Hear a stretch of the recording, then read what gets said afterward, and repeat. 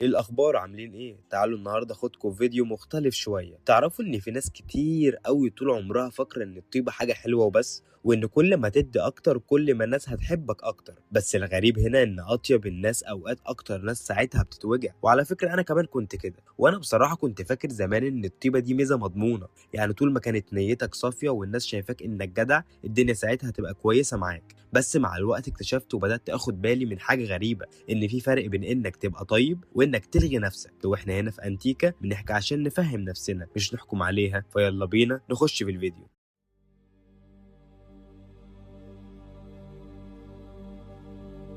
تعالوا بقى ادخلكم في الحلقة بتاعتنا في مضمون مهم جدا.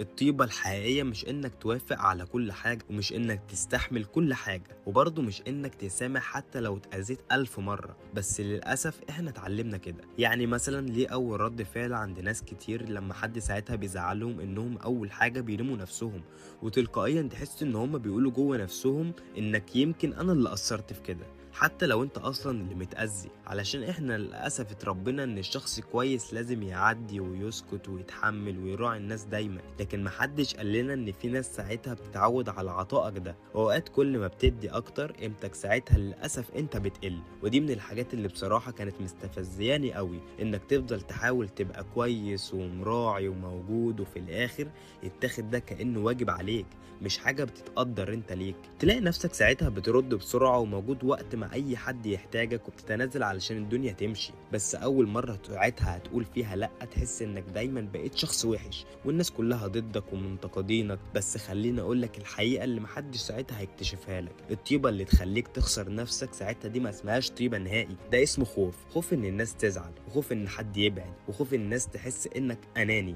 وانا شايف ان دي من اصعب الحاجات فعلا، انك تبقى طول الوقت حاسس انك مسؤول عن راحة الناس، كأن دورك في الحياة ده كله قايم على انك تراضي الكل، مع ان اصلا في الحياة دي كلها مش هتلاقي حد هيعرف يراضي الكل. واوقات المشكلة ان الناس الطيبة ما بتعرفش ساعتها تحط حدود، كل مرة هتقول فيها معلش لحد ما تيجي على نفسك خالص. وفي لحظة كده ما هتجيلك بتكتشف انك كنت بتحافظ على الكل الا انت بتحافظ على نفسك. عارف ايه اصعب حاجة؟ ان الشخص الطيب نادرا ما بيشتكي، هو بس بيتغير فجأة، بيبعد وبيسكت ويبطل يحكي ويبطل يحاول.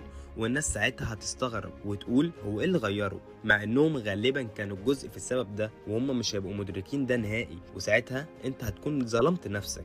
الطيبة حاجة حلوة بس بشرط انها ما تبقاش على حسابك، ولازم تبقى عارف انك مش مطلوب منك تنقذ كل الناس، ومش مطلوب برضو منك انك تستحمل كل حاجة عشان تبقى كويس. الناس الطيبة مش بتتعب عشان بتدي كتير، بتتعب علشان نادرا ما حد بيسألهم وتقول هو انت عامل ايه، لكن محدش ساعتها بيطمن عليك، لانهم بيكونوا متعودين ان انت اصلا اللي بتطمن عليهم. ويمكن في حاجات كتير قوي اتعلمناها غلط، ومنها ان الطيبه معناها انك ما تزعلش حد ابدا، مع ان الحقيقه هنا ان اوقات اكتر شخص محتاج انك تراعيه هو اصلا انت نفسك. واحنا هنا في انتيك هنفضل نحكي على الحاجات دي اللي جوانا، مش عشان نبقى مثاليين، بس عشان نفهم نفسنا كويس ونفهم نفسنا شويه اكتر. يلا سلام.